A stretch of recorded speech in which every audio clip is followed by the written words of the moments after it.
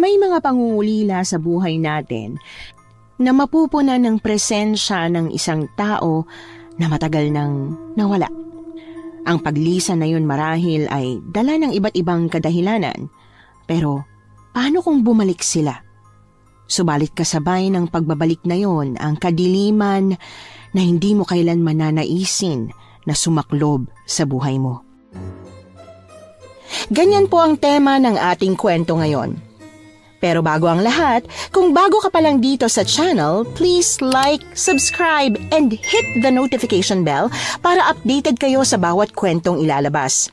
May bago tayong kwento 2 o 3 beses sa isang linggo. At ngayon, para sa tampok nating kwento. Hanggang saan natin kakayanin ang pangungulila sa ating mga mahal sa buhay? At paano kung malaman mo ang katotohanan sa likod ng pag-alis nila? Matatanggap mo ba kung kaakibat noon ay isang bagay na tanging sa bangungot lang matatagpuan? Magandang araw sa inyo, Miss Anne, at sa masusugid na tagapakinig ng inyong channel. Tawagin niyo na lamang po ako sa pangalang Mona. Sa loob ng mahabang panahon, nangungulila ako sa aking ina na nang-iwan sa akin noong bata pa ako. Kaya naman nagpa siya akong hanapin at alamin kung ano ang tunay na nangyari sa kanya. Kasama ang aking mga kaibigan na sina Lenlen at Fernan, pakinggan niyo kung saan po kami dinala ng aking maling desisyon. Len, kumusta? Oh, ikaw pala ate. Okay lang ako. Mabuti at napadalaw ka na. Siyempre, tapos na kasi ang gawain ko. Ikaw ba? Nakakainis nga si nanay. Biruin mo, piningot ang tenga ko. Bakit? Ano na naman bang ginawa mo? Wala lang naman. Nasunog ko lang naman yung kanin. Kahit naman ako pipingutin kita. Si ano nga pala? Hindi ba siya pumunta? Wala pa. Bakit po ba hinahanap yun? Wala lang naman. Ate, wag mong kakausapin yung antipatiko na yun ah. Kahit nakaibigan natin siya, mahirap pa rin siya pagkatiwalaan. Bakit naman? Mabait naman si Fernan ah. Tsaka ikaw lang naman na may problema sa kanya. Huh? Mabait? San banda? Ewan ko sa'yo ate. Mukhang ginayuma ka na yata ng lalaking yun. Loka, hindi no.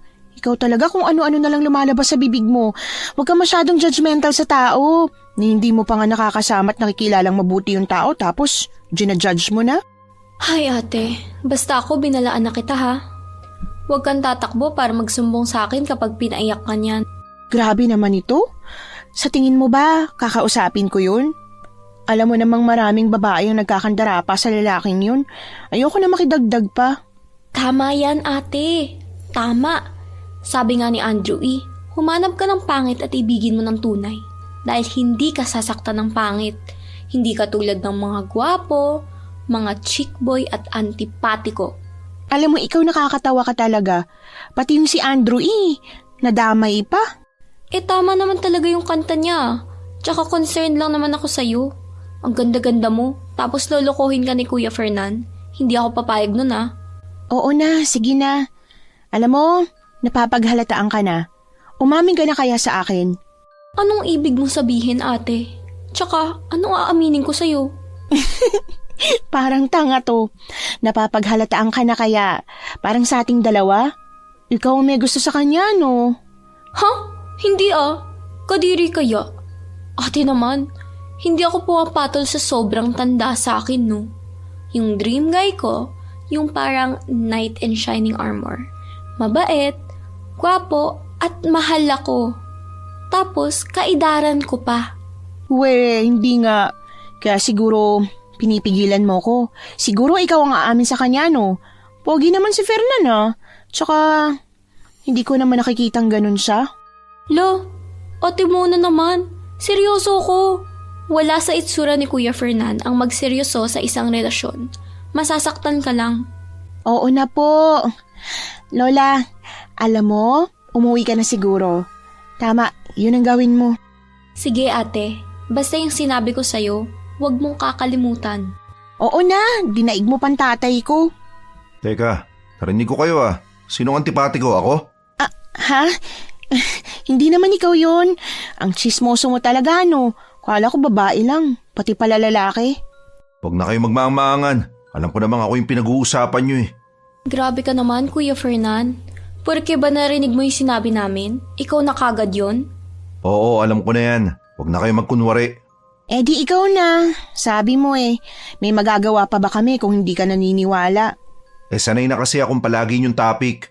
Buti ngayon ka lang dumating. Nihintay kita. Hindi, joke lang. May ginawa lang ako sa bahay. Ikaw ba? Ba't ngayon ka lang? Tulad mo, may ginawa din ako. Gusto niyo bang magkape? Sige. Yan ang gusto ko. Sama mo na rin ang pandesal ah. Wala, grabe naman to. Magkakape ka na nga nang hihingi ka pa ng pandesal. Si Lenlen yung tipong kalog at mabait. Yun nga lang, marupok. Kaya marami kaming pinagkaiba. Kasi ako po yung tipong may pagka-boyish at masungit. Kaya naman, inaakala nila na isa kong tibo. Si Fernan naman ay may pagka-nonchalant.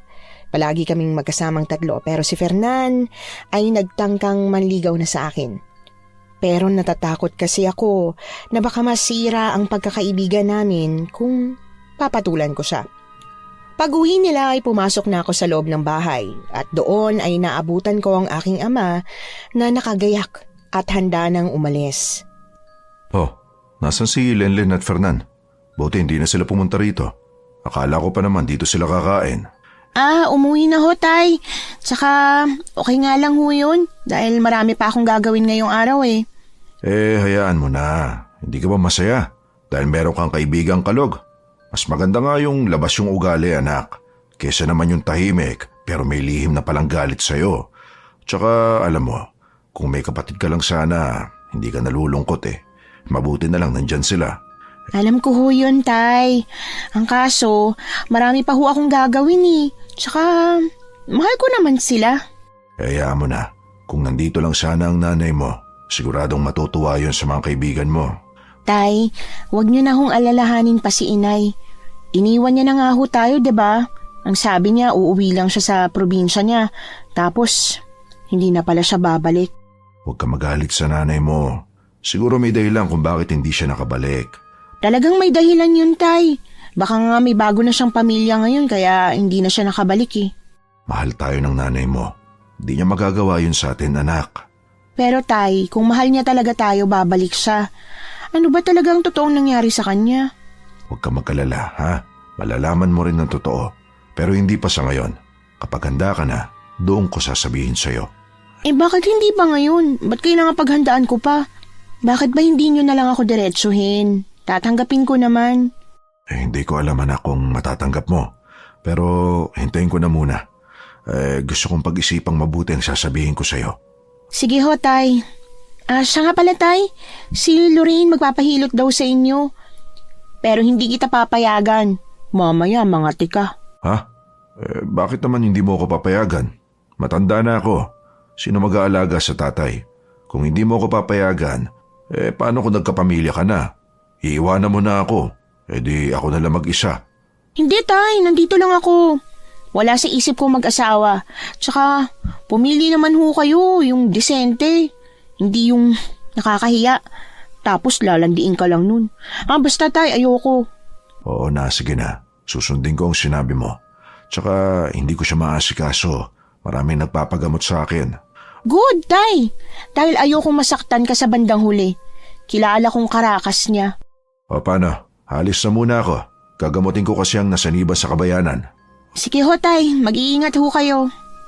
Oo na. Dinaig ka pa ng lola mo kung manermon. Abay, syempre. Wala na si Lola, kaya akong papalit sa kanya. Loko ka talaga.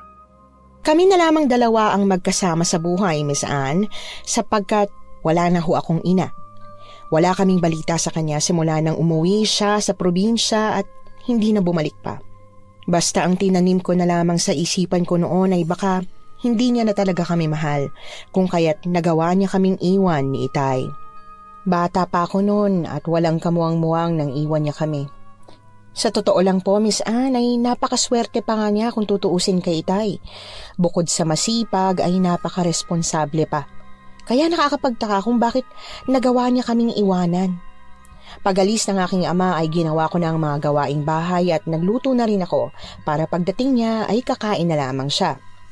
Graduate na ho ako ng high school. Kahit na gusto ko na magtrabaho ay ayaw naman ng aking ama.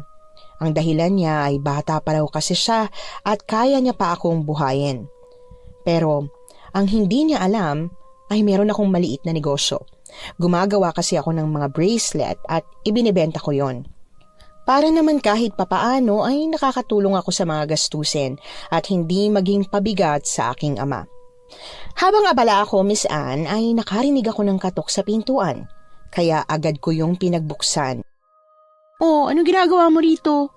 Pwede ba umalis ka na? Nasisirang araw ko sa'yo. Nasaan si Berto? Gusto ko siyang makita ngayon din. Wala ang tatay ko dito. Ano bang kailangan mo sa kanya? Tinatanong mo ba kung anong kailangan ko? Simple lang. Magpapahilot. Bakit? Saan ka ba napilayan?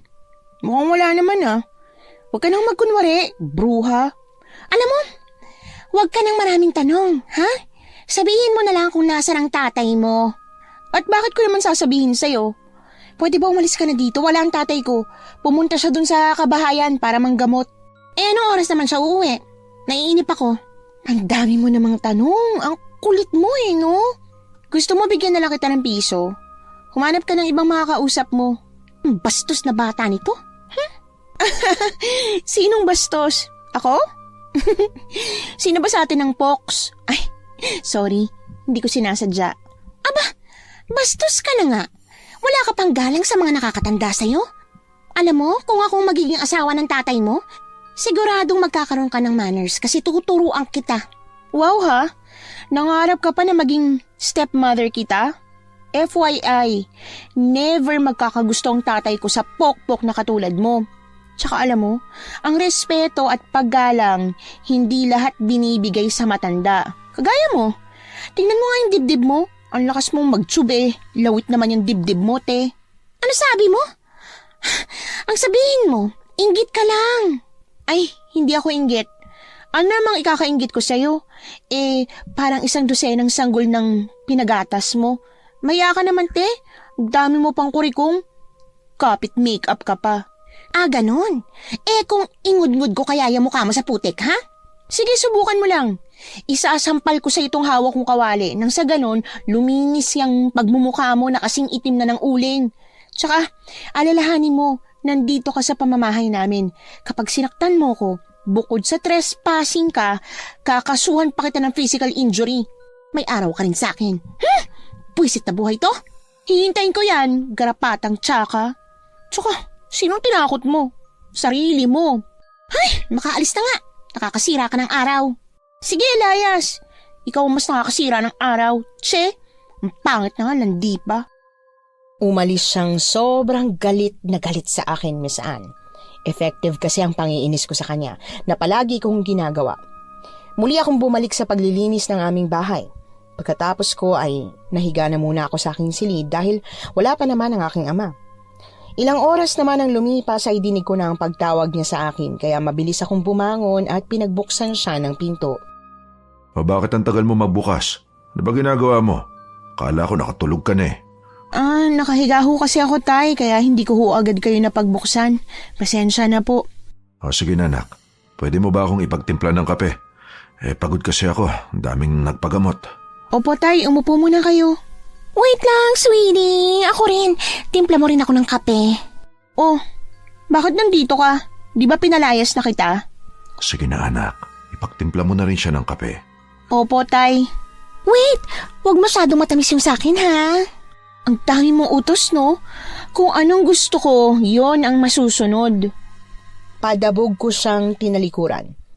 Hindi ko akalaing hinintay pa talaga ng malanding haliparot ang aking ama. Puwisit na babaeng yun, talagang hinintay pa niyang tatay ko. Tingnan ko lang kung di ka matauhan dito. Sambit ko sa aking sarili.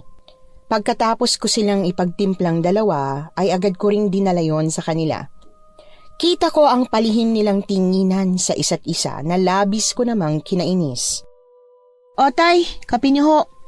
Walang higad yan kaya hindi ho kayo mangangate. Salamat, anak. Yung sakin? Eto, Di ka makapaghintay. Anak, Okay lang. Sadyang palabiro pala ang anak mo. pasensya na ha. Hindi naman talaga ganyan si Mona. Nangungulila lang kasi siya sa nanay niya. Ay, hindi. Ayos lang. Alam mo, siguro, kailangan ko lang mainitan. Pwede mo ba akong hilutin? Sobrang sakit na kasi ng katawan ko eh. Ay, ganun ba? Saan ba banda ang masakit mo? Dito sa likod. Sobrang sakit talaga. Sobra. Sige. Taas mo ang damit mo sa likod para mahilot ko. Ay, pwede bang yung dito na lang sa harap ang itaas ko? Ang sakit din kasi eh. Mahiya ka naman. Baka nakakalimutan mo nasa harapan ako. Ay, sorry. Akala ko kasi poste. Poste? Patawa ka, te. Mas maganda pa ang katawan ko sa'yo. Tay, doon na muna ako sa kwarto ko. Nakakawalang gana ho kasi dito eh. Sige anak. Tumungo na nga ako sa aking silid, Miss Anne. Buwisit na buwisit ako dahil sa nakikita ko. Gustong-gusto kong sabunutan at sampalin ang babaeng yon dahil sa kakalandi niya sa aking ama. Hindi ako mapakali sa aking higaan. Kaya naman bumangon ako upang silipin sa siwang kung ano ang ginagawa ng haliparot na si Lorraine. At hindi nga ako nagkamali, Miss Anne, dahil kitang-kita ko kung paano nito dinikit ang kanyang sarili at halos maghubad na nga ito sa harap ng aking ama. Ang aking ama naman ay patuloy lang sa paglayo dahil dito ay sobrang nabwisit talaga ako. Kaya naman lumabas na ako upang hindi matuloy ang binabalak nito sa aking ama. Tay! Ano to? Anak. Anong ginagawa mo sa tatay ko? Gusto mo bang putulin ko yung kamay mo? Ay, wala. Bakit? Meron ba? Wala naman kaming ginagawang masama. Huwag ka nang magmaang-maangan. Bistado ka na. Anak, pakiusap. Walang mali siyang ginagawa niya. Binabastos na kayo ng malanding babaeng yan eh. Tsaka, sa akin may mali siya. Ayoko ng ganyan, tay. Alam mo yan. Alam ko naman yun. Tsaka, hindi ganun yun, anak. Sige na, Lorraine. Mas mabuti pa siguro umuwi ka na. Pero magpapahilot pa ako eh. Tapusin mo muna. Para naman guminhawang pakiramdam ko, di ba? Sige na, pagod na rin ako. Kailangan ko na magpahinga.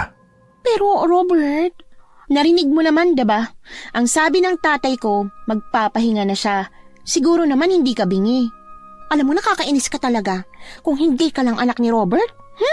Ano? Ano kung hindi ako anak ng tatay ko? Tumingin ito ng masama sa akin at pagkatapos ay padabog itong umalis na halos gusto kong saktan. Ang aking ama naman ay naiiling lang dahil sa inasta ko. Mona, anak, bakit mo naman ginawa yon? Nakakahiya. Ano namang nakakahiya dun, tay? Tama lang sa kanya yun. Customer ko siya. Sayang din kasi ang binabayad niya.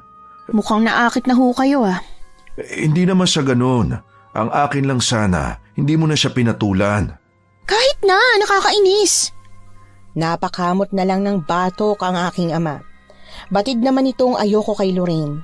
Bukod sa marami itong nakakasamang lalaki araw-araw, ay baka saktan lang nito ang aking tatay Robert. Sumunod na araw naman ay muling bumalik si Lorraine. At sa pagkakataong yon ay kitang-kita ko ang kanilang paglalandi ang dalawa. Ano ibig sabihin nito, tay?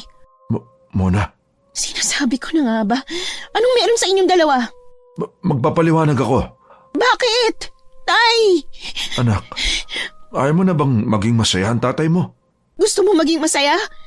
Pero bakit siya pa? Ang daming babaeng matitino dyan. Mahal ko siya, anak. Hindi hadlang kung ano man siya. Saan ka naman dadali ng pagmamahal na yan? Kapag niloko ka niyan? Baka nga hindi lang kayo eh. Alam niyo naman kung anong trabaho niyan, di ba? Mona, nagbabago na siya. Talaga? Kailan? Kapag mahuli mo na, tay. Mona, tama na. Pagkagalit kayo sa akin? Totoo naman, di ba? Hoy, matuto kang gumalang sa nakakatanda, ha? Tumigil ka! Baka gusto mong paputukin ko yung bunganga mo. Tumigil ka muna, Lorraine. Anak, kasi baka magalit ka sa akin. May relasyon kami ni Lorraine. Matagal na. So, totoo nga na may relasyon kayo ng babae na yan? Gano'n na nga.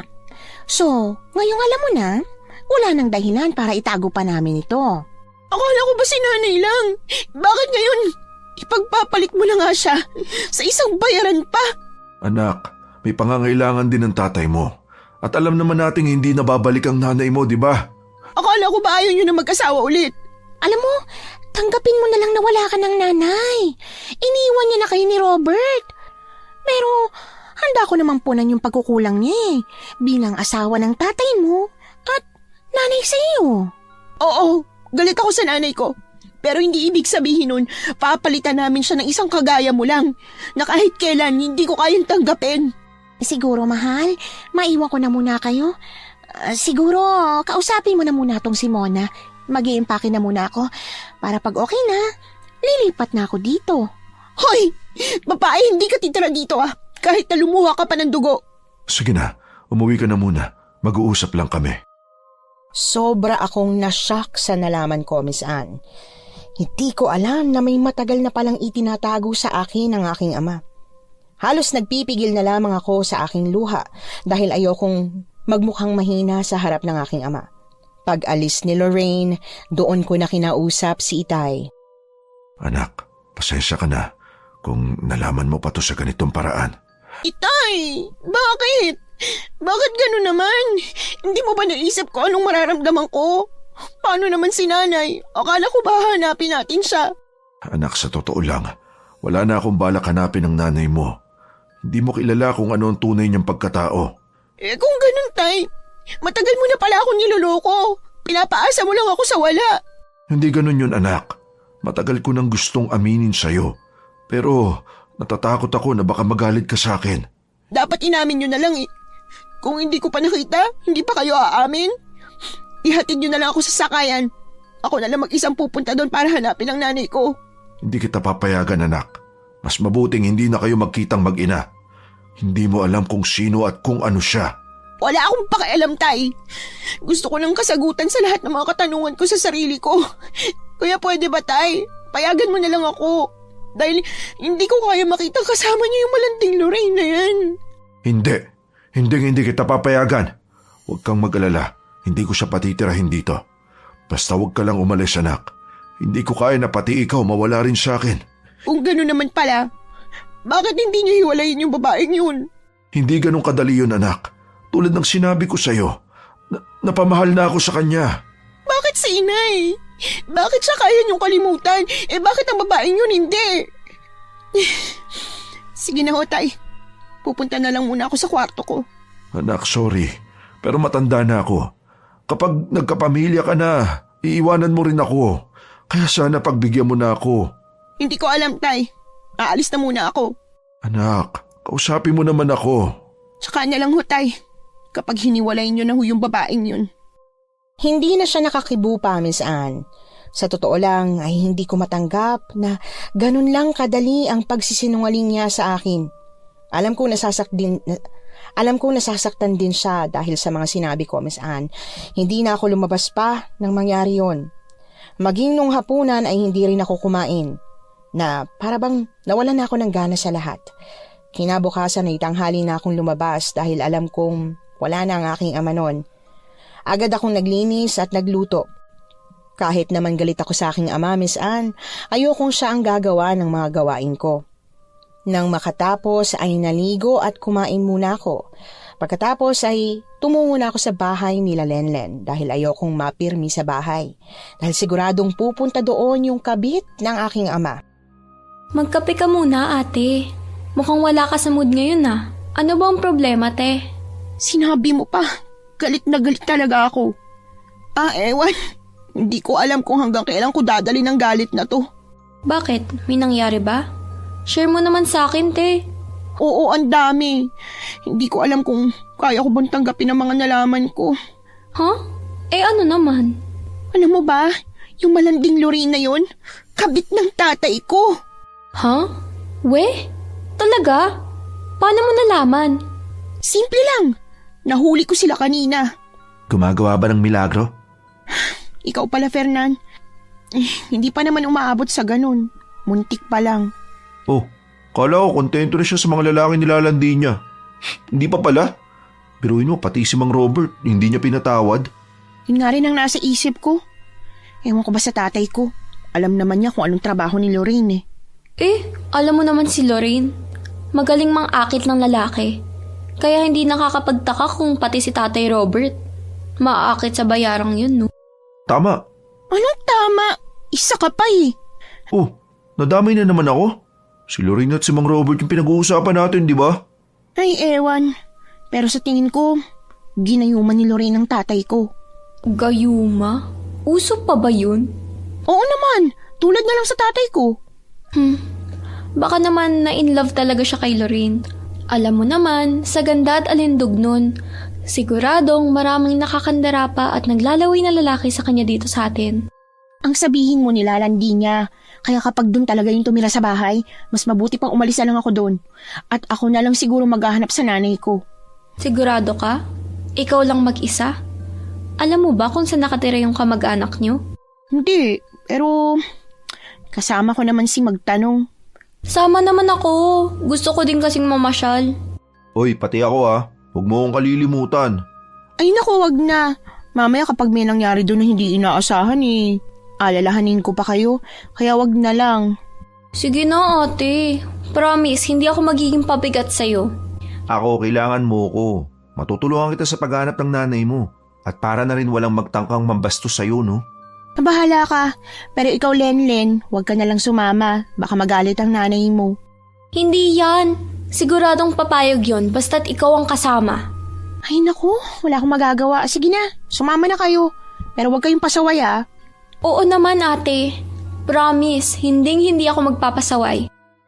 Ikaw din. Maraming babae doon. Nako, basta ako sa mga babae. Meron na ako nun. Kaso, di niya pa ako pinapansin eh. Dami-dami mong alam. Di ka talaga magugustuhan. Babaero ka kasi. Sige na, mamaya san pa mapunta ang usapan. O paano, mauna na ako. Baka mamaya may gagawin pa kayo. Sige ate, basta sabihan mo ko ha? Kung alis na tayo? Sige. Tara, hatid na kita. Hindi na. Umuwi ka na lang. Tsaka lapit-lapit lang naman ang bahay namin. Sabi ko nga eh. Sige na, babay na. Nang ako ay pauwi na, nagtataka ako kung bakit ang ingay sa loob ng aming bahay. Kaya naman nagmadali ako. Pagbukas ko pa lang ng pinto ay kumulo ang dugo ko nang makita ko kung sino at ano ang ginagawa doon sa loob. Ang kabit lang naman ng tatay ko, Miss Anne, at nagdala pa siya ng mga kasama niyang Magdalena. At ang mas lalong nagpakulo ng dugo ko, bukod sa nagaharutan sila ng mga kasama niya, ay nagdala pa ng lalaki sa mismong bahay namin ng aking ama. Sino nagpahintulot sa inyo? Nababuyin yung pamamahay namin? Ang kakapal naman ng mga mukha nyo. Oh, ikaw pala, my stepdaughter. Mga friends ko sila. Nandito sila para makipagsaya sa akin. Kaya huwag ka ng killjoy dyan, ha, anak? Hoy, huwag mo akong tatawaging anak, ha? Dahil hindi kita ina. Tsaka, bakit mo dito dadali ng mga kauri mo, ha? Wala kang karapatang magdala dito ng kung sino-sinong tao tapos dito pa talaga kayo nagkalat? Sorry naman. Tsaka, pumayag ang tatay mo na dito kami magsaya eh. Tsaka, dito na ako nakatira, no? Kapal talaga ng pagmumukha mo, no? Kilala ko ang tatay ko, kaya wag ako. Kaya pwede ba? Magsilayas kayo. Pwede ba? Wag sa harap ng mga kaibigan ko. Nakakahiya. Bigyan mo naman ako ng kahihiyan kahit konti. Wow ha, sa kanila nahihiya ka, sa may-ari ng bahay hindi. Saan ka kumukuha ng kakapalan ng muka? Mga friendly ko, siguro magsauwi na muna kayo ha. Kakausapin ko lang itong daughter ko. Bukas na lang kayo ulit pumunta dito. Sige, magsilayas kayo. At huwag na kayong tatapak pa sa bahay namin ha. Pag-alis ng mga kasama niya, Miss Anne, ay kita ko ang pandidilim ng paningin niya sa akin. Unti-unti siyang lumapit at bigla na lamang ako nitong sinampal. Nagulat ako sa ginawa niya. Ang kapal ng pagmumukha mo para ipahiya ako sa harap ng mga kaibigan ko? Hayop ka! Wala kang karapatang saktan ako sa sarili kong pamamahay. At mas wala kang karapatan na magpapasok dito ng kung sino-sino. Pwes, simula ngayon, may karapatan na akong gawin ang lahat ng gusto ko. At ikaw, susunod ka sa lahat ng gusto ko sa ayaw at sa gusto mo. Aba, sira ulo ka pala. Lumayas ka rito bago magdilim ang paningin ko sa'yo. Walang aalis. Ano na namang nangyayari dito? Mahal, yung kasing anak mo eh. Pinahiya ako sa friends ko. Tapos sinampal at sinabunutan niya pa ako. Hoy, huwag kang magsinungaling, tsaka sobrang kasinungalingan mo naman. Sumusobra ka na, Mona, ha? Hindi na tama yung inaasal mo. Sana kinausap mo na lang si Lorraine kaysa pinahiya mo pa ng ganito. Hindi na kita kilala. Nasaan na ang Mona na pinalaki ko? Dahil sa kasinungalingan ng kabit mo. Ngayon, pagsasalitaan mo na ako ng ganyan? Totoo naman Pinahiya mo nga ako, tapos nagawa mo pa akong sampalin. Ang sakit kaya ng mukha ko, grabe ka. Tama na! Pwede ba? Ikaw muna, hindi kita tinuruang maging bastos. Tsaka bakit mo sinasaktan si Lorraine? Hindi mo ba alam na buntis siya? Ha? Paano kung makunan siya? Paano na ang kapatid mo? Hindi ako makapaniwala nang sigawan ako ng aking ama. Dahil sa kasinungalingan ng kanyang kabit at hindi ko lang matanggap na nabuntis niya si Lorraine, Miss Anne. Samantalang ako yung agrabyado. Hindi ko alam kung anong isasagot ko. Hanggang sa hindi ko na malayang unti-unti na palang umaalpas ang luha sa aking mga mata. Anak, pasensya na. Hindi ko sinasadyang sigawan ka. Hindi, Tay. Sinadya mo na. Anak mo ako, di ba? So, ako dapat ang kinakampihan mo. Bakit? Alam mo ba kung ano nangyari dito? Anak, sorry. Hindi ko talaga sinasadya. Simula sa araw na to, kakalimutan ko na tatay ko kayo, kaya kalimutan nyo na rin na may anak kayo. Nagsisisi ako sa inyo ako sumama. Kung sana lang nandito si inay, hindi sana ganito. Mona! Bumalik ka dito! Mona! Ay, sweetie, hayaan mo na muna siya. Bigyan mo na muna siya ng space para makapag-isip. Umalis ako ng bahay na sobrang sama ang loob, Miss Anne. Wala na akong pakialam kung maraming kapitbahay ang makakita. Kahit anong gawin kong pagsirko-sirko ng posibleng dahilan ng aking ama, hindi ko talaga matanggap na nabuntis niya ang kanyang kabit. Muli akong bumalik sa bahay ni na Lenlen. Nagulat naman ito nang makitang umiiyak ako.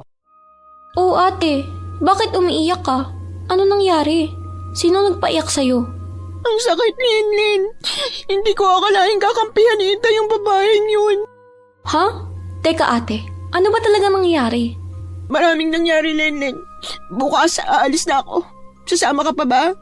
Ha? Oo naman ate, sasama talaga ako. Sige, dahil bukas na bukas aalis na tayo. Kukunin ko lang yung mga damit ko. Tutal, may bago ng pamilya ang tatay ko. Ano? Bagong pamilya? Oo, dahil nabuntis na niya yung malanding higad na Lorraine na yon. Ano? Totoo ba talaga? Oo, kaya nga alis na ako, diba? My gosh! Nakakashock naman ang binalita mo sa akin, te. Pwede ba ako makitulog dito? Oo naman, pwedeng-pwede. Nagpasalamat ako sa kanya, Miss Anne. Napakaswerte ko pa rin dahil meron akong kaibigan at kapatid na maituturing. Sinamahan naman niya akong umuwi upang kunin ang mga gamit ko. Pag-uwi ko ay bumungad sa akin si Lorraine na nakangisi. Nakatitig pa ito sa akin na nakakainsulto. Gustuhin ko mang sampalin siya upang kahit papaano ay makaganti ako sa pananakit niya sa akin kanina. Hindi ko magawa dahil buntis siya. Binangga ko na lang siya at nilagpasan. Ang aking ama naman ay nakatingin lang sa akin at halata ko rito na mugto ang kanyang mga mata. Sumunod naman si Lenlen sa akin. Len, pwedeng patulong? Sige ate, dadali mo ba talaga lahat yan? Oo, lahat ng mga importanteng gamit ko. Sige ate. Nang mailagay ko na ang lahat ng gamit ko na importante, Miss Anne, ay lumabas na nga kami ni Lenlen. Kita ko ang gulat at pagtataka sa mata ng aking ama. Habang si Lorraine naman ay palihim na natutuwa. Saan ka pupunta? Aalis na. Ano pa ba ako dito? Anak, hindi mo kailangang umalis sa bahay natin. Humihingi na ako ng paumanin sa pagsigaw ko sa iyo. Gusto mong patawarin kita, Tay? Sige, patatawarin kita. Pero paalisin mo na yung kabit mo. Hindi ka nga nakakasiguro kung anak mo ba talaga yung pinagbubuntis niyan. Aminado naman ako na meron tayong hindi pagkakaunawaan. Pero si Robert talaga ang tatay ng dinadala ko. Kaya sana, patawarin mo na siya. Huwag kang plastic. Kilala kita. Anak, pakiusap naman o. Huwag mo namang iwan si tatay. Buo na ho ang desisyon ko. Hahanapin ko ho si nanay. Aalamin ko kung ano talaga nangyari sa kanya. Hindi pwede. Mapanganib. Hindi mo alam ang papasukin mo. Bakit, Tay? Sabihin niyo sa akin kung anong panganib ang naghihintay sa akin. Sabihin niyo! Hindi ka maaaring pumunta ron mag-isa. Hindi mo sila kilala. Kung wala ho kayong magandang paliwanag, Tay, pwede ho ba? Tumigil na lang ho kayo. Pabayaan niyo na ako. Ay di sige. Gawin mo ang gusto mo. Tignan ko kung hanggang saan ka dadalhin ng pagmamataas mo. Naku, tama na, sweetheart. Hayaan mo na muna siya. Dahil sa inis ko, Miss Anne, hindi na ako lumingon pa. Basta na lang kaming umalis ni Lenlen. Sobrang bigat talaga ng loob ko. Ngunit wala na akong magagawa. Doon ako nagpalipas ng gabi kina Lenlen at pagsapit naman ng umaga ay agad din kaming lumuwas patungong Antique. Halos 7 oras ang biyahe bago kami nakarating sa probinsya ng aking ina. Grabe, nakakapagod talagang biyahe. Halos gabi na tayong nakarating dito. Siguro, standby muna tayo rito. Gabi na oh. Wala na rin masasakyan eh. Ha? E di buong magdamag tayo dito? Ang lamok pa naman, Ate Mona. Hayaan mo na. Ayun lang namang gabi. Tiisin mo na lang. Kasi naman ang lamok kaya, ate. Tingnan mo to. Akala ko ba wala kang reklamo? Kaya nga sumama ka, diba? Sorry naman po. Ay naku, ikaw talaga. Oo na. Pero alam mo, nakakatakot dito. Kung doon na lang kaya tayo makitulog. Mamaya may mga multo pa dito. Ay naku, sumama ka, diba? Kaya huwag ka na magreklamo. Oo na. Doon na lamang kami nagpalipas ng gabi, Miss Anne. Dahil wala na rin naman kaming masasakyan pang tricycle. 7:00 na ng gabi nang makarating kami doon. Ang nakapagtataka lang ay maaga pa kung tutuusin ng mga sandaling yon, ngunit wala ka nang makikita pang tao na nasa labas. Ang inisip ko na lamang noon ay baka hindi katulad sa lugar na aking kinalakihan. Kinabukasan, nagising kami sa ingay ng mga tao sa paligid. Ano ba yan? Nakakainis. Kaaga-aga ang ingay-ingay. Naku, bangon na. Tanghali na, Lenlen. Tanghali na? Nakakahiya, ate. Pinagtitinginan tayo ng mga tao dito. Hayaan mo na. Umalis na tayo rito. Gisingin mo na rin yung si Fernan. Hiyang-hiya kami, Miss Anne, ng mga oras na yon. Kaya bumangon kaagad kami. Dahil pakiramdam ko ay lalamunin na kami ng lupa sa sobrang kahihiyan. Mabuti na lamang at may pumarada ng tricycle kaya agad kaming nakasakay. Habang binabaybay ng aming sinasakyan ng daanan, nagmasid-masid ako sa paligid. Wala akong nakikitang kabahayan, puro nagtataas ang puno lamang ang aking nakikita. At walang gaanong sinag ng araw ang nakakalampas sa mga makakapal na dahon ng puno. Grabe, Ate Mona. Nakakatakot naman dito kahit sa araw. Sigurado ka bang itong daan patungo sa Barrio Silang? Hindi ko alam. Hindi naman siguro tayo lolokohin ng sinasakyan natin to. Sus, hindi naman niya siguro gagawin yun, no? Halos abutin kami ng 2 oras bago kami nakarating sa Barrio Silang. Sa kanto pa lang ay binaba na kami ng driver. Hindi ko maintindihan kung bakit ayaw na nitong tumuloy. Basta na lamang kaming binaba nito at pinayuhang mag-ingat. Hala siya! Iniwan lang tayo dito, Ate Mona. Grabe naman yun. Ay, hayaan mo na. Wala tayong magagawa. Marami namang tao, oh. Marami nga, ate. Pero nakakatakot kaya sila.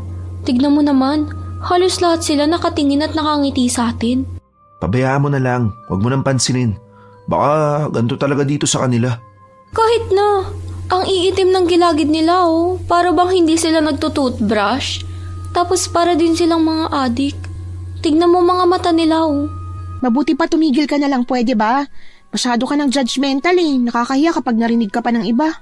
Sorry naman, te. Naiiling na lamang ako sa sinasabi niya.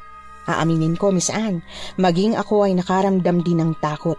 Dahil kakaibang pagngiti at pagtingin ng mga taong naninirahan doon. Kakaiba ang kanilang pananamit. Para bang napaglipasan na sila ng panahon. At kapansin-pansin din, Miss Anne, na wala kang makikitang hayop na nagkalat sa kalsada. Nagsimula na nga kaming magtanong-tanong sa mga tao doon. Ang iba ay hindi kami kinikibo, Miss Anne.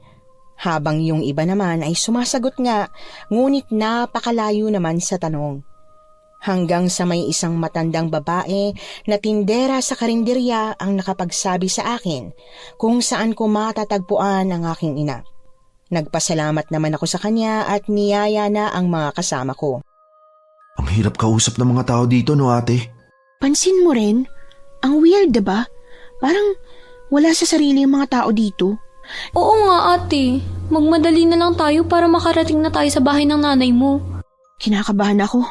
Hindi ko alam kung kilala pa ako ng nanay ko. Bata pa kasi ako nang iwan niya eh. Okay lang yan te, ang importante, pagkatapos ng mahabang panahon ay magkikita na rin kayo sa wakas. Hindi ko alam ang mararamdaman ko, Miss Anne. Kung dapat ba akong magalit sa pag-iwan niya o mananaig ba ang pangungulila ko sa aking ina. Malapit na kami sa itinurong bahay ng matandang babae. Nang marating namin ang bahay nito, ay nakapagtataka dahil sarado ang pinto at maging ang mga bintana. At para bang abandonado na. Tumawag na lang tayo. Baka nandyan lang yan sa loob. Oo, ako nang tatawag. Ako na. Baka hindi nila marinig ang boses mo eh. Tao po! May tao po ba dyan? Hello po! Tara na, mukhang walang tao. Meron yan. Isa pang tawag ah. Tao po! May tao po ba dyan? Sa patuloy na pagtawag ni Fernan ay may babaeng lumabas.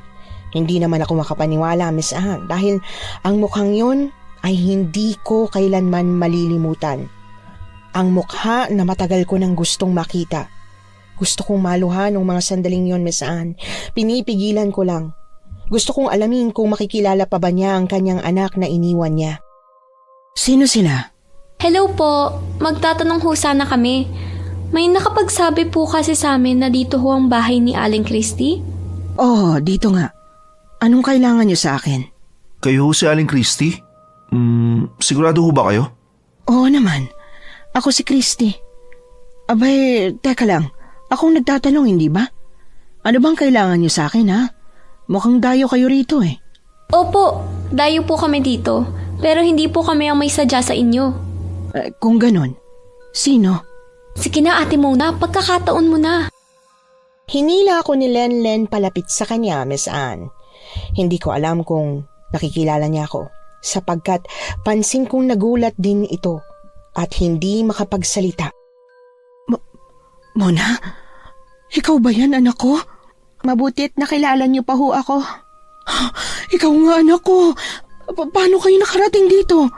Hindi niyo ho ba kami yayayain pumasok sa bahay niyo? Sige, pumasok muna kayo. Pinatuloy niya kami sa kanyang bahay. Maaliwalas at malinis ang loob. Malayong malayo sa itsura ng labas ng kanyang kubo. Pinaupo niya kami sa upuan na gawa sa kahoy. At pagkatapos ay binigyan niya kami ng tubig. Pagpasensyahan niyo na ha. Hindi ko kasi alam na may bisita pala ako ngayong araw. Hayaan niyo't ipagluluto ko kayo ngayon.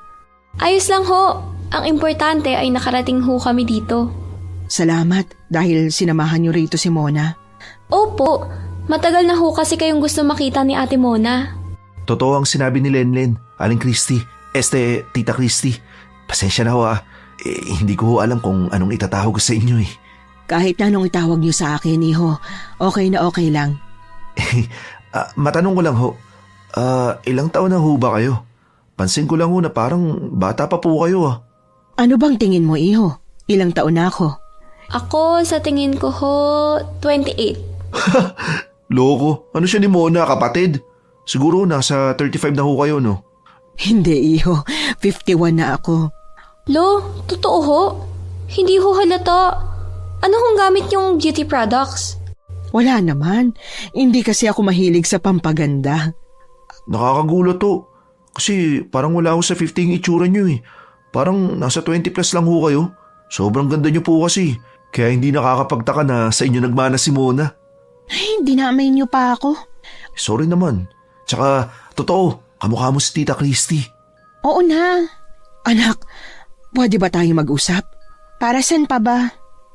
Siguro doon na muna kami sa labas ni Lenlen para po makapag-usap ho kayo.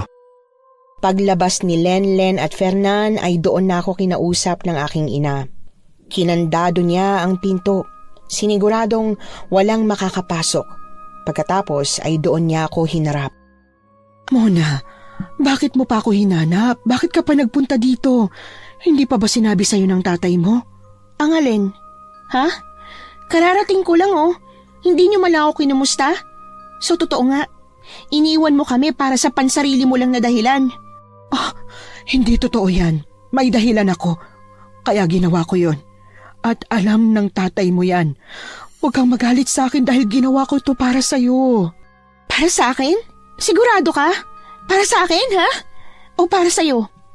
Bakit hindi mo na lang ako tapatin kung ano ba talaga yung dahilan mo? Mahirap ipaliwanag, anak. Mas mabuti pang si Robert na lang ang magsabi sa'yo. Dito na kayo magpalipas ng gabi. Kailangan bukas ng umaga umalis na kayo rito, ha? Tatawag ako ng sasakyan nyo. At sa palagay ko, siguradong nakita ka na nila. Huwag kayong lalabas dito, lalo na sa gabi, delikado. Teka lang hindi mo pa sinasagot yung tanong ko tapos aalis ako ng basta-basta lang? Grabe ka naman. Patawad anak, pero kailangan mo nang umalis. Hindi ka pwede magtagal dito. Tandaan mo, mahal na mahal kita. Pinagsisihan kong nabuhay ako sa mundong ito pero ikaw anak, hindi kita pinagsisisihan. Napaluha ako, Miss Anne, dahil napakasakit nito sa akin na hindi man lang ako binigyan ng pagkakataon ng aking ina na makasama siya. Ramdam kong may itinatago siya. Isang mahigpit na yakap lang ang ginawad niya sa akin. Sige, aalis na kami. Ngayon mismo. Basta't ito ho ang tatandaan nyo. Wag na wag kayong babalik sa buhay ko. Wag na. Simula ngayon, wala na akong ina. Iisipin ko na lang talagang patay ka na. Patawad anak. Mas mabuting kamuhian mo ko kaysa mapahamak ka. Tama na! Pwede ba? Ayoko nang marinig pang iba mo pang sasabihin. Padabog kong binuksan ang pinto. Pinuntahan ko kaagad ang mga kaibigan ko na naghihintay sa akin. Nagulat sila nang makitang lumuluha ako. Ate Mona, bakit umiiyak ka? Oh, ano nangyari? Umalis na tayo. Huh? Saan tayo pupunta, ate? Uuwi na. Teka lang, di ba gusto mo makita at makasama yung nanay mo? Bakit ngayon gusto mo na umuwi? Ano ba? Sinabi ko nang aalis na nga tayo eh. Kung ayaw niyo umuwi, maiwan kayo rito. Nauna na akong maglakad at hindi ko na sila nilingon pa. Maging ang mga kaibigan ko ay nagulat din sa pagsigaw ko.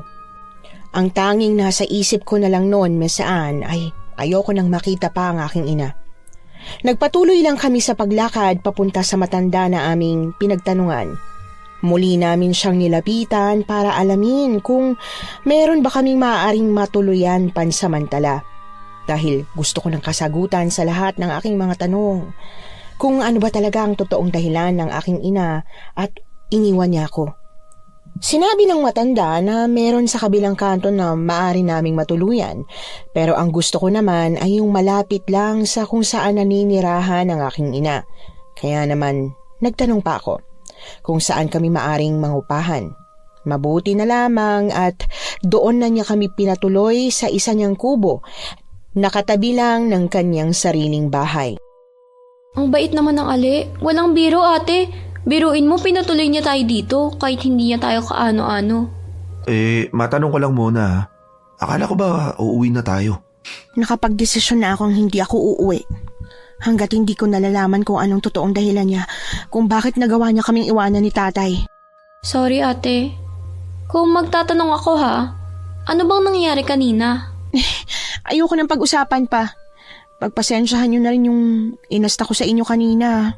Okay lang yun. Naiintindihan ka naman namin eh. Salamat. Niyakap nila akong dalawa. Kaya kahit papaano ay gumaan ang loob ko. Kinagabihan, pagkatapos naming maghapunan, ay agad din kaming natulog dahil napagod din naman talaga kami sa biyahe, pati na rin sa kakalakad. Kinabukasan, pagising ko, ay tumungo ako sa karinderya ng matanda upang bumili ng aalmusalin namin. Bumili na lang ako ng arroz caldo. Pagbalik ko, ginising ko na rin sina Lenlen at Fernan. Hoy, gising, tanghali na! Ate naman eh. Inaantok pa ako. Ano ka ba naman? Lalamig tong pagkain oh. Mukhang tinanghali ako ng gising. Muna, pasensya na ha. Okay lang, ano ka ba? Tsaka, bakit ka nga pala napuyat? Nagising kasi ako sa ingay ng mga aso eh. Kaul ng kaul kagabi. Tapos umaalulong pa. Diba ang kasabihan ng mga matatanda, kapag umaalulong daw mga aso, may mamamatay? Lumang kasabihan na yan, Lenlen. Huwag ka na maniwala sa mga ganyan. Alam mo, Kuya Fernan, walang masama kung maniniwala tayo sa kasabihan. Kadalasan nga, nakakabuti pang maniwala para matuto tayong mag-ingat. Ay naku, tama na nga yan. Ano ba yung pinagtatalunan nyo? Para kayong may pinaglalabanan eh. Hindi naman sa ganun. Sinabi ko lang naman kay Lenlen na huwag na maniwala sa mga pamahiin ng matatanda. Oo na, tama na. Fernan, alam mo namang mas bata siya sa'yo, diba? Kaya pagbigyan mo na lang, pwede. Sabi ko nga bata eh. Matanong ko lang, anong balak mo? Hindi ko pa alam, pero kailangan ko mag-imbestiga ng hindi niya alam. Detective yon? Loka? Pinagsaluhan naming tatlo ang binili ko, Miss Anne, at nang matapos na kami, ay ako nang nagligpit at naghugas ng aming pinagkainan. Sina Lenlen at Fernan naman ay lumabas upang silipin kung dumaan na ba ang aking ina. Ilang saglit pa ay bumalik si Lenlen. Ate Mona! Ate! Halika! Nandiyan na nanay mo. Bumibili ng ulam. Doon kay Aling Bebang. Oh, nandiyan naman pala eh. Bakit ang ingay mo? Sorry naman. Bilisan mo na lang kasi. Oo na, eto na nga. Nagmamadali. Hinila na nga ako ni Lenlen palabas ng aming tinutuluyan. Nagtago kami sa gilid ng bahay ni Aling Bebang at doon ay pinakinggan namin ang kanilang usapan. Napatakip ako sa aking bibig dahil sa aking narinig. Sana hindi nyo na ho tinuro yung tirahan ko. Paano na lang kung napahamak ang anak ko? Alam nyo naman ho, hindi ba? Kapag may nangyaring masama sa anak ko, alam nyo kung ano mangyayari sa inyo. Teka, may naamoy ako. May tao ba dito? Shit, tara, pumasok na tayo sa loob ng bahay. Baka mahuli niya pa tayo. Tara ate. Muli kaming pumasok sa loob ng aming tinutuluyan. Hindi ko alam kung bakit ganun na lang pagsalitaan ng aking ina, si Aling Bebang. Napatakbo naman kami dahil sa sinabi ng aking ina. Grabe naman yung nanay mo, Mona. Walang galang sa nakakatanda. Alam mo, buti hindi ka sa kanya nagmana. Talagang hindi ako magmamana sa katulad niyang takot sa responsibilidad. Eh baka naman hindi kanya tunay na anak. Kaya ganun na lang ang inasta niya. Hindi ko alam. Matatanggap ko lang kung malalaman kong totoo. Nakakatakot naman ang nanay mo, Ate Mona. Hindi ko alam kung bakit ganun ang pag-uugali niya rito. Hindi naman siya ganyan noon. Ang tao pwedeng magbago, Mona. Pero nakakapagtaka lang, bakit nasabi niyang minaamoy siyang tao? Bakit? Hindi ba siya tao? Ikaw talaga, Kuya Fernan. Kaya ayaw sa'yo ni Ate Mona. Huh? Mona, totoo ba yun? Abay, malay ko sa inyong dalawa. Ang totoo, Miss Anne, habang tumatagal at nakikilala ko ang pagkatao ni Fernan ay natututuhan ko na siyang magustuhan. Dahil napatunayan niyang hindi siya tulad ng iniisip namin ni Lenlen. Nang sumunod na gabi ay nagpaalam si Lenlen na magbabanyo sa likod bahay. At sinabi nito sa aming sandali lang siya. Dahil kakain na kami ng mga oras na yon.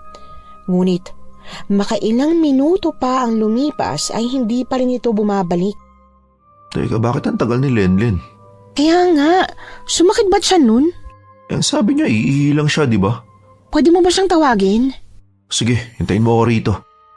Pakiramdam ko ay napakabagal ng pagtakbo ng orasan. Ilang minuto pa ay bumalik si Fernan na tila may pag-aalala. Oh, nasa na si Lenlen? Wala siya sa banyo. Ano? Imposible yan. Hindi naman naalis dito ng gabi si Lenlen. Alam ko. Ayoko mang isipin mo na pakiramdam ko may nangyari sa kanya. Ano ibig mo sabihin? May nakita akong bakas ng dugo. Ano? Diyos ko naman. Nasaan na si Lenlen? Hindi ko mapapatawad ang sarili ko pag may nangyaring masama sa kanya. Hindi mo kasalanan. Hahanapin natin siya. Tara na. Hanapin na natin siya ngayong gabi. Hindi ako makakatulog hanggat hindi natin siya nakikita. Siguro ipagpabukas na lang natin. Madilim ang paligid. Walang kailaw-ilaw. Kahit pa. Pero delikado sa labas. Hindi natin alam kung ano nangyari kay Lenlen. Hindi ako mapapanatag. Kung ayaw mo, ako na lang hahanap kay Lenlen. Teka, sasama ako.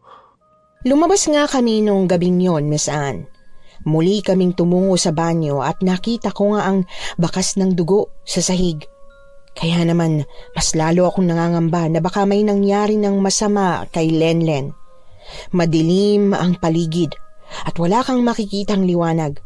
Bilog ang buwan ng gabing yon at nagsisimula ng umalulong ang mga aso. Kaya mas lalo pang nadagdagan ang takot sa kaibuturan ng puso ko. Mukhang gubat na rito ah. Huwag kang hiwalay sa akin ah. Masyadong madilim. Sige, baka sakaling makita natin si Lenlen dyan. Pinasok na namin ang gubat, Miss Anne. Madilim at nakakatakot ang paligid. Habang naglalakad kami at pilit na inaaninag ang paligid ay bigla na lamang kaming nakarinig ng pag-angil ng isang hayop na hindi namin mawari kung saan ba nagmumula. Ano yun? Huwag kang maingay. Tara na, bumalik na tayo. Paano si Lenlen? Kailangan natin siyang hanapin. Ka naman matigas ang ulo. Kapag may nangyari sa atin, wala na tayong tsansa na makita pa si Mona. Pero hindi pwedeng ipagbabukas natin yung paghahanap. Nag-aalala na ako kay Lenlen. Sa ngayon, hindi pa talaga natin siya makikita. Napakadilim at hindi natin alam kung sino o kung ano ang kumuha sa kanya. Habang nagtatalo kami ay muli na naman naming narinig ang malakas na pag-angil. Papalapit ito sa amin kaya naman kumaripas kami ng takbo. Hanggang sa matapilok ako sa isang bato. Hindi ako makatayo dahil sa sobrang sakit ng paa ko. Talintikan na. Kaya mo pa bang ilakad? Hindi, mukhang napilayan ako. Halika, aalalayan kita. Inalalayan ako ni Fernan hanggang sa makalabas kami ng gubat. Ang akala namin okay na. Ngunit nagkakamali pala kami. Habang papauwi kami ay may isang nilalang na nakaabang sa aming daraanan. Malaki ang pangangatawan, kakaiba ang tindig at tila naglalaway. Nangilabot kami nang umangil ito ng malakas. Ano yan? Anong gagawin natin? Nakaharang siya sa daan, papalapit na siya. Bilis, pumasang ka sa akin. Pero Fernan, mabigat ako. Mabibigatan ka sa akin. Wala na tayong pagpipilian. Pasa na! Pumasan nga ako kay Fernan, Miss Anne. Ang nilalang naman ay papalapit na sa amin habang naglalaway pa rin. Si Fernan naman ay lakad-takbo ang ginawa. Hindi niya alintana ang bigat ko. Kaya mo pa ba? Nakasunod siya sa atin. Ito na nga bang sinasabi ko eh. Tama nga ang kutob ko na may aswang dito. Aswang? So, aswang nga yung sumusunod sa atin? Oo, huwag kang bibitaw. Teka, hindi mo na kaya. Ibaba mo na ako. Hindi pwede. Maaabutan niya tayo. Wala nang pakialam si Fernan sa kanyang dinaraanan. Kahit na nadadapa na siya, ay patuloy pa rin siya sa pagtakbo. Hanggang sa malapit na kami sa aming tinutuluyan. Konti na lang, malapit na tayo. Magdahan-dahan ka. Ang gusto lang naman namin ay makapasok na sa loob ng bahay, ngunit nang nasa pintuan na kami, ay bigla na lamang kaming bumagsak sa lupa. Namumuligat pa ako. Hindi ko matayo. Sorry. Ano gagawin natin? Konti na lang, makakapasok na tayo sa loob ng bahay. Napahiyaw ako nang hablutin ako ng aswang. Nanlaban ako. Pilit ko itong sinisipa ngunit mahigpit ang pagkakahawak nito sa akin. Tulong! Mona! Fernan, tulungan Bitiwan mo si Mona! Ano man ka? Pinilit ni Fernan ang tumayo at kumuha ng kahoy. Inihampas niya yon sa aswang. Malalakas ang pagpalo niya, ngunit hindi man lang natinag ang aswang. Hanggang sa bitiwan ako ng nilalang at si Fernan naman ang kanyang hinarap. Ganyan nga. Fernan, galit na siya! Sige, lapit pa. Itatara ko to sa bunganga mo. Umangil ito at pagkatapos ay dinamba si Fernan. Kaya naman napahiga ang kaibigan ko sa lupa. At nasa ibabaw na niya ang aswang. Ako naman ay mabilis tumayo upang tulungan si Fernan. Kahit ano na lang ang madampot ko ay pinaghahambalos ko sa aswang. Ngunit hindi pa rin ito nagpatinag. Tumakbo na ako sa loob ng aming tinutuluyan at naghanap sa kusina ng maaari kong magamit. Mabuti na lamang ay meron akong nakitang itak. Patakbo kong bumalik upang saklolohan si Fernan. Baho ng laway mo! Bitiwan mo siya, halimaw ka! Tinaga ko ito ng tinaga, Misan, hanggang sa umungol ito ng ubod lakas.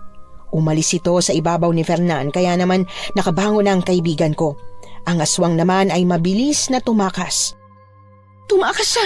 Okay ka lang ba? Halika na! Pumasok na tayo! Pagpasok namin ay kinandado ko kaagad ang pinto. Okay ka lang ba? Oo, may konting galos lang naman. Ikaw, ayos ka lang ba? Ayos lang ako. Hindi naman ito yung iniisip ko kundi yung kalagayan ni Lenlen. Nagsisisi ako dahil sa kagagahan ko. Dahil sa kagustuhan kong makita at malaman kung anong tunay na nangyari sa nanay ko. Ito pang naging resulta. Huwag mo sisihin ang sarili mo. Wala kang kasalanan. Kagustuhan namin sumama sa'yo. Kasalanan ko. Binalaan na nga ako ng nanay ko na umalis na pero matigas pa rin ang ulo ko. Kapag may nangyaring masama kay Lenlen, hindi ko talaga mapapatawad ang sarili ko. Maging positibo lang tayo, okay? Nabuhay pa si Lenlen. Kaya wag ka na umiyak. Niyakap ako ni Fernan ng mahigpit, Miss Anne. Labis ako nagsisisi dahil napahamak pa ang mga kaibigan ko sa kagustuhan kong makitang muli ang aking ina. Hindi na kami nakatulog ng gabing yon. At nang sumapit na ang umaga ay tumungo kami sa tindahan ni Aling Bebang. Agad namin siyang tinanong kung may nalalaman ba siya tungkol sa mga aswang at kung may narinig ba siya noong gabi. Noong una, sinabi niyang wala siyang alam. Pero pinilit namin siyang magsabi ng totoo. Hanggang sa mapilitan ito at nagbigay na lang ng payo na tanungin ko raw ang aking ina dahil ito raw ang nakakaalam sa lahat. Bakit si Aling Christian tinuturo ni Aling Bebang? Hindi ko rin alam. Kung ganun, kailangan kong bumalik sa kanya. Paano kung hindi niya sabihin ang totoo? Huwag kang mag-alala. Hindi ako titigil hanggat hindi niya sinasabi ang lahat. Halika na. Tumungo na nga kami sa bahay ng aking ina at laking gulat nito nang muli akong makita. Anong ginagawa mo rito? Bakit ka bumalik? Alam kong alam mo, di ba? Ang alin? Ang tigas ng ulo mo. Umalis na kayo dito hanggat may araw pa. Hindi kami aalis. Sabihin mo sa akin, ano ba talagang meron sa lugar na to? Ha? Wala kang malalaman. Umalis ka na bago ko makalimutang anak kita. Bakit? Anong gagawin mo? Alam ko may alam ka. At hindi ako aalis hanggat hindi ko nalalaman yon. Ang tigas talaga ng ulo mo. Mana ka talaga sa tatay mo. Bakit ba hinayaan kanyang pumunta dito? Wala kang malalaman. Ang gawin mo na lang, umalis ka na dito ngayon din. Pakiusap naman ho. Nawawala po ang kaibigan namin. May nakapagsabi po sa amin na kayo ho ang nakakaalam tungkol sa mga aswang. Kinuha niya ho ang kaibigan namin at tinatake niya rin ho kami. Yan na nga bang sinasabi ko? Yan ang pinakamalaking pagkakamaling ginawa ninyo. Mabutit nakaligtas kayong dalawa sa kamay ng gabunan. Wow ha? Yan talagang sasabihin mo? Wala ka talagang kwentang ina. Sana namatay ka na lang Huwag mo kong sisihin sa maling desisyon na ginawa mo. Kagustuhan nyo yan, kaya nangyari ang hindi dapat. Kung hindi mo ko kayang tulungan bilang anak mo, kami na lang ang maghahanap. May mga tao pa rin naman siguro ditong tutulong sa amin para mahanap ang kaibigan ko. Wala kang pagkakatiwalaan sa lugar na ito. Malinaw ba? Kahit na ako pa. Maiintindihan mo din balang araw ang lahat. Tinalikuran ko na ito, Miss Anne. Tulad nga ng inaasahan ay wala akong napala sa kanya. Muli kaming bumalik sa karenderya ni Aling Bebang at muli kaming nakiusap sa kanya na kung maaari ay sabihin na niya ang totoo. Sige na po. Alam namin na may alam po kayo. Huwag po kayong mag-alala. Wala pong makakaalam na kayo pong nagsabi sa amin. Promise po, hindi ho kayo madadamay. Tulungan niyo lang ho kami. Nagsalita na nga si Aling Bebang. Sinabi niya sa amin kung saan namin matatagpuan ang mga aswang na tinatawag nilang gabunan. At matatagpuan daw namin ang mga ito sa gitna ng gubat. Ngunit mariin siyang nagpaalala sa amin na wag na lamang daw naming puntahan yon dahil mamamatay lang daw kami. Sapagkat hindi raw namin alam kung anong klaseng halimaw ang haharapin namin. Maraming salamat po, Aling Bebang. Wag ho kayong mag-alala. Mananatiling lihim po ang lahat ng ito. Mauna na ho kami. Maraming salamat po. Bago kami umalis ay may binigay si Aling Bebang sa amin. Para yung latigo. Sinabi nito na magagamit namin yon bilang proteksyon.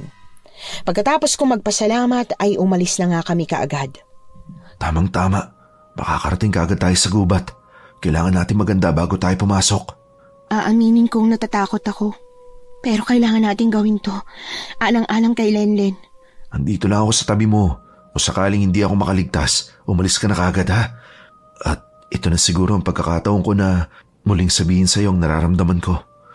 Mahal kita, Mona. Ano ka ba? Walang mamamatay. Uuwi tayo ng buhay. Oo nga pala, hindi ako pwedeng mamatay dahil liligawan pa kita. Tara na nga. Kahit na nasa panganib ng mga buhay namin ay nagagawa pa rin itong magbiro. Nagulat naman ako ng paghila nito sa akin at hindi ko akalain na hinalikan niya ako. Hindi ako makaimik at makagalaw dahil sa pagkabigla. Sinamantala naman niya yon para yakapin ako. Sorry kung ginawa ko yun na. Kailangan kong kumuha ng lakas sa'yo eh. Tara na nga. Magnanakaw ka ng halika. Sorry na, di ko mapigilan eh. Che! Nagpatuloy na nga kami sa paglalakad hanggang sa makarating na kami sa gubat. Madilim na ng mga panahong yon. Nang tuluyan kaming makapasok ay maingat at hindi kami gumagawa ng ingay. Hindi kami maaaring magpadalos-dalos dahil hindi kami nakakasigurado kung gaano karami ang mga aswang na naninirahan doon. Nagsimula na ring bumuhos ang ulan. Dito ka lang sa likod ko, huwag kang lalayo. Sigurado na amoy na nila tayo. Shh! May naririnig ako. Magtago tayo. Dito tayo. Please, baka makita niya tayo. Nagtago kami sa nagtataasang damuhan. Kahit na natatakot ako na baka mayroong ahas doon, wala na kaming pagpipilian. Grabe! Ang pangit ng aswang na yan. Siguro nang magpaulan ng kagandahan at kapugian ng kalangitan, malamang natutulog sila. Hinaan mong boses mo. Maririnig niya tayo. Grabe naman kasi, tingnan mo. Naglalaway pa. Katiri talaga. Siguradong hindi nagtutoothbrush ang mga aswang na yan. Yumuko ka. Mukhang papalapit siya sa atin. Ay, grabe. Huwag naman sana. Ang sangsang kasi ng amoy. Grabe. Tapos umuulan pa. Ano ba to? Dahil marahil sa ingay ko ay umangil ang nilalang. Kaya naman napahinto ako sa pagsasalita. Unti-unti itong lumapit sa aming kinaroroonan ni Fernan. Kaya naman hinila ako ni Fernan patungo sa kanya. Tinakpan nito ang bibig ko dahil muntikan pa akong mapatili.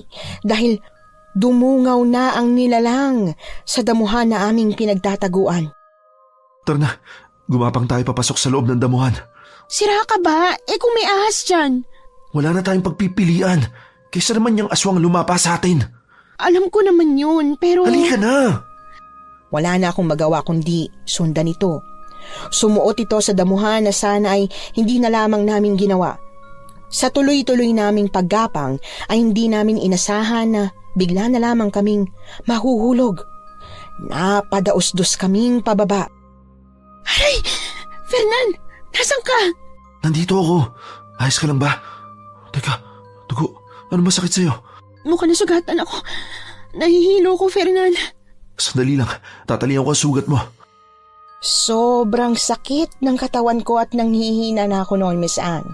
Hanggang sa hindi ko na malayang nawalan na ako ng malay at hindi ko na alam ang sumunod na mga nangyari. Nagising na lamang ako nang yugyugin ni Fernan ang balikat ko. Gising, Mona. Nasaan tayo? Nandito tayo. Nakatali. Ha? Anong lugar to? Nasusuka ako. Tiisin mo muna. Nandito tayo sa lungga ng mga aswang. Nakita ko na si Lenlen. Buhay pa siya. Talaga? Nasaan siya? Tignan mo sa gilid mo. Ayun, wala siyang malay. Salamat sa Diyos, buhay pa si Lenlen. Pero huli na rin eh. Hindi man lang natin siya nagawang iligtas. Maging tayo kasi nakagapos na rin. Huwag ka mag-alala. Makakatakas tayo rito. Paano naman tayo makakatakas kung nakagapos tayo, diba?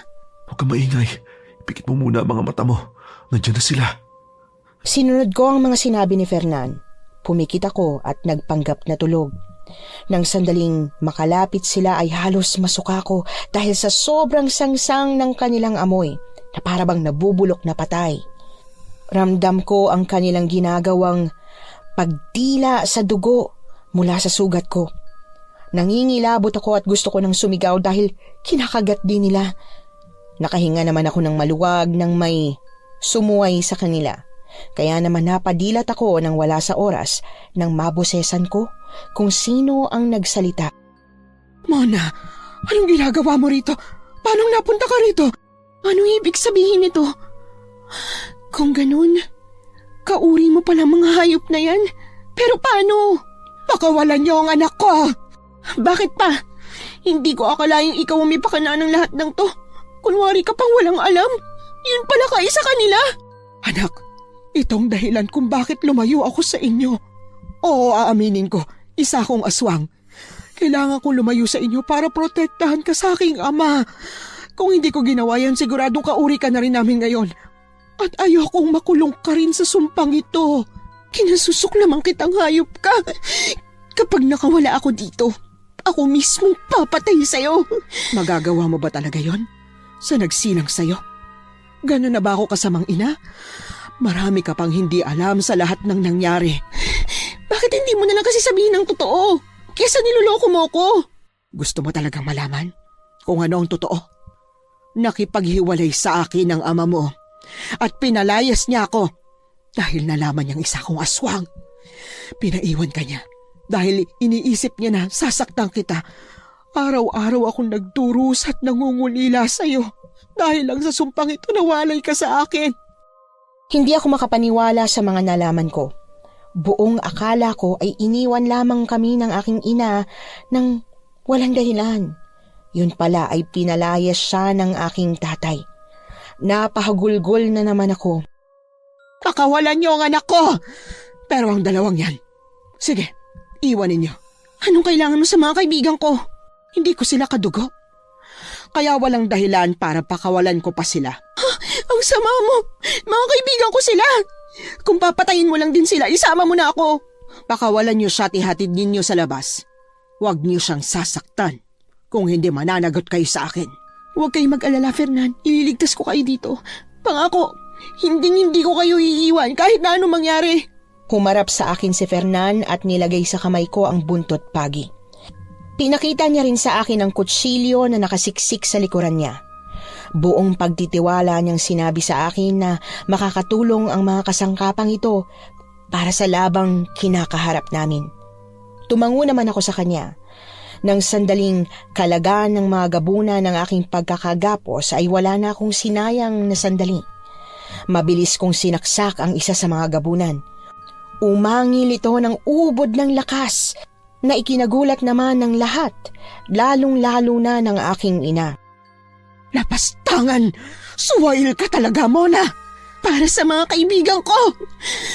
Nakahanda akong maging suwail para sa kanila, hindi katulad mo. Nabubusog sa mga taong walang ginawang masama sa inyo. Sa tingin mo ba'y kauri ka nila? Ha? Mona. Ang dugong nananalaytay sa katawan mo ay dugo ng isang bangkelan. Kaya dapat kami ang kampihan mo. Hindi nila tayo bibigyang pagkakataon na mabuhay ng normal. Kaya gusto mong maghigante? Sa tingin mo ba, magiging masaya ka kung pati ang mahal mo sa buhay kinamumuhian at kinatatakutan ka? Yan ba ang gusto mo? Masisisi mo ba kaming mga gabunan kung gumanti kami sa tao? Naging mabuti rin kami. Pero anong ginawa nila? Sukdulan ang pagpapahirap nila sa ating lahi. Hindi paghihiganti ang solusyon sa lahat ng nangyari. Maraming mga inosenteng taong nadamay dahil sa lintik na paghihiganti na yan. Mahal kita, anak. Pero hindi ko ipagpapalit ang lahi ko para sa iyo, sapagkat sila ang tunay na nakakaunawa sa akin. Napailing na lang ako at natatawa dahil sakitid ng utak ng aking ina. Dahan-dahan akong lumapit kay Fernan at pinutol ang tali, kaya naman nakawala ito. Mga lapastangan! Hulihin sila! Ang sama mo! Pinalibutan nila kami ni Fernan, kaya naman mahigpit naming hinawakan ang aming mga sandata. Ang bawat magtangkang lumapit sa amin ay isa-isang nahahagingan ng buntot pagi na hawak ni Fernan, hanggang sa mas lalo silang nagalit at naging mabagsik na aswang. Naalarma naman kami nang sabay-sabay silang sumugod sa amin, kaya naman sinalubong din namin sila ni Fernan. Lakasan mo ang loob mo, Mona. Makakaya natin to. Ako nangaharap sa nanay ko. Alam kong kaya mo sila pero may sugat ka. Sige na, huwag mo na akong alalahanin. Malayo sa bituka to. Tumakbo ako patungo sa aking ina at hinarap ito. Talaga bang kakalabanin mo ang iyong ina?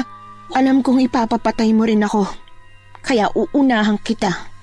Dahil ang totoo, hindi mo ko mahal. Na wala kang pakialam sa anak mo. Umanib ka sa akin.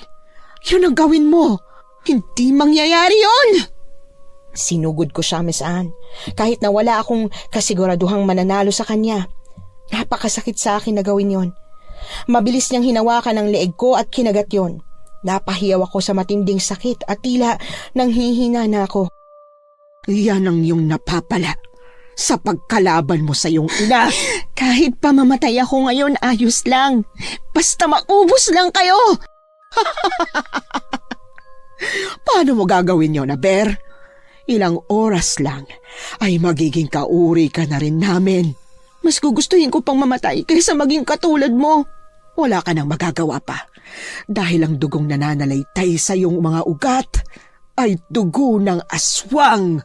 Kung mangyari man yun, ako mismong papatay sa sarili ko kaysa magdusa ako sa sumpang to. Pinilit kong bumangon kahit napakasakit ng leeg ko. Naalarma ako nang papalapit siya kay Fernan na patuloy na inuubos ang kanyang mga kalahi. Kaya naman tumakbo ako at sinakyan siya sa likuran upang mapigilan. Ngunit ibinalibag niya lamang ako. Halos kapusin na ako ng hininga. Nakita naman ako ni Fernan kaya tinulungan na niya ako. Mona, Tanggapin mo na lang kasi na magiging pagkain mo na lang ang lalaking yan. tama na! Anak mo siya! Huwag kang makialam dito. Hindi naman akalain ni Fernan na nasa harapan na niya ang aking ina. Sinakal siya nito ng mahigpit. Wala ka nang magagawa, mortal. Alam mo bang gusto kitang paglaruan bago kainin? Hindi ako natatakot sa'yo! Tama na, pakiusap, pakawalan mo siya. Mas lalo niyang diniina ng pagkakasakal kay Fernan. Halos mawalan na ng ulirat ang kaibigan ko, kaya naman pinilit kong bumangon kahit na napakasakit ng aking katawan. Muli ko siyang sinakyan sa kanyang likuran at sa pagkakataong yon ay mahigpit ko siyang niyakap. Kahit sa sobrang sakit ng ginagawa nitong pagkalmot sa akin. Gawin mo na! Pero nanay mo pa rin siya. Wala akong pakialam. Papatayin niya rin tayo pag nakawala siya. Bahala na nga! Nilatigo ni Fernan ang aking ina hanggang sa sabay kaming bumagsak sa lupa. Humihiyaw sa sakit ang aking ina. Masakit sa akin ang hirap na pinagdaraanan niya. Ngunit kailangan ko itong gawin para matapos na rin ang kasama niya. Mahal kita, Nay. At patawad kung kailangan ko nang tapusin ang kasamahan mo. Itinarak ko sa kanya ang punyal ng walang tigil. Halos maligo na siya sa sarili niyang dugo. Ako naman ay patuloy lang ang pag-agos ng luha. Naalala ko ang pag-aalaga niya sa akin at pagmamahal noong bata pa ako. Ang lahat ng yon ay alam kong hindi na mangyayari pang muli. Bago ito tuluyang malagutan ng hininga, ay mas lalo akong napahagulgol sa huli niyang sinabi. Mahal na mahal kita, anak. Patawarin mo ko kung nagawa ko sa iyong lahat ng ito. Alam mo, kung may hihilingin man ako, yun ay ang muling mabuhay bilang ordinaryong tao. Nang sa ganun ay muli kitang makasama. Patawarin mo ako, Nay. Wala kang kasalanan. Huwag mong sisihin ang sarili mo. Sobrang saya ko dahil makakapagpahinga na rin ako sa wakas. Mona, tara na! Hindi. Kailangan natin sandalin sa ospital. Dali natin sa ospital ang nanay ko. Pero wala na tayong oras. Guguna ang kuweba! Sige na. Umalis na kayo. Wala na akong nagawa nang hilahin ako palayo ni Fernan. Iniwan na namin ang tuluyan ng aking ina. Humahagulgol pa rin ako nang makalabas kami ng gubat at hindi ko na malayang nawalan na pala ako ng malay. Pagising ko ay naroroon na kami sa tinutuluyan namin. Mabuti gising ka na. Uwi na tayo. Sigurado inihintay ka na ni Mang Robert. Si Lenlen, nasan siya? Nandito ko, ate. Maraming salamat sa pagligtas sa akin, Akala ko mamamatay na ako. Hindi mangyayari yan. Nakaimpake na ba ang lahat? Oo, ikaw na lang ang hinihintay namin. Teka, ang sugat ko. Pailom na yan. Salamat kay Aling Bebang dahil siya ang gumamot sa'yo. Kala nga namin hindi ka na magigising pa eh. Kasi 1 linggo ka ng tulog eh. Ano? 1 linggo? Bakit hindi niyo man ako ginising? Grabe kayo sa akin Ayos lang yun. Ang importante, nagising ka na, ate. Siguradong miss na miss ka na ni Tatay Robert.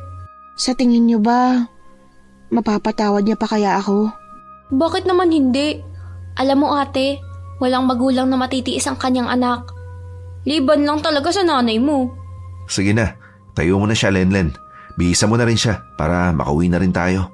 Teka naman, kuya. Bakit ako? Mabigat kaya ni ate. Tsaka, bakit ako? Kesa naman ako magbibihis kay Mona. Sa bagay, gusto ko rin naman yun. Sapak. Tsaka, asa ka namang papayag ako. Sa bagay, kapag kasal na tayo, makikita ako na rin yan. Yak! Nagtawa na naman silang lahat sa sagot ko. Pagkatapos ko magbihis ay nagpaalam na kami kay Aling Bebang at nagpasalamat na rin para sa pagpapatuloy niya sa amin.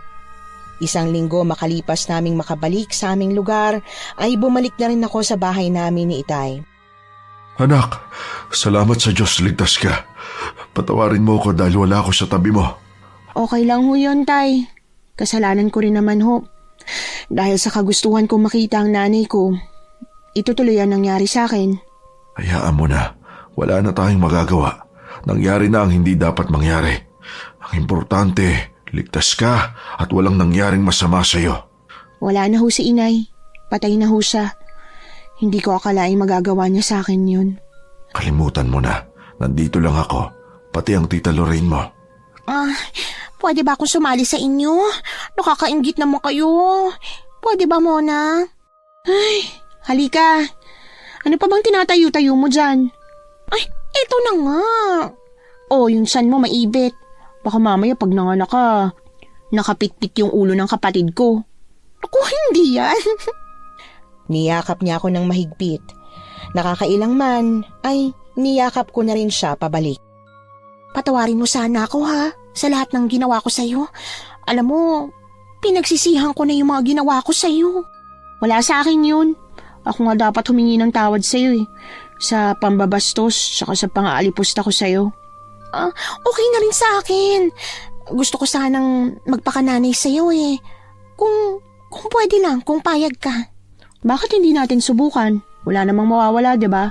Basta siguruhin mo hindi mo sasaktan ng tatay ko, Ay, ano ka ba? Nagbago na ako, Hindi na ako katulad ng inaakala mo. Sinabi ko na rin sa tatay mo na ako may kasalanan, kaya sorry na talaga, Promise, magbabago na ako para matanggap mo na ako. Ikaw nagsabi niyan. Aasahan ko talaga yan. Promise! Mahal ko talaga ang tatay mo, kaya walang dahilan para baguhin ko ang sarili ko. Tama na nga yan. Siguro pumasok na lang tayo sa loob para makapagpahinga na rin tong si Mona. Hindi naman pala mahirap ang magpatawad, Miss Anne. Hinayaan ko na lamang silang makasama ang isa't isa, si Lorraine at si Itay. Nakita ko rin ang unti-unting pagbabago ni Lorraine. Naging mabuti siya sa akin. Si Fernan naman ay naging nobyo ko na. At makalipas lang ang 2 taon ay nauwi sa kasalan ang aming relasyon. Habang ang karanasan ko naman ay nagsilbing aral sa akin. Hindi pala lahat ng nang-iiwan ay gusto kang talikuran. Hindi ka nila iniiwan.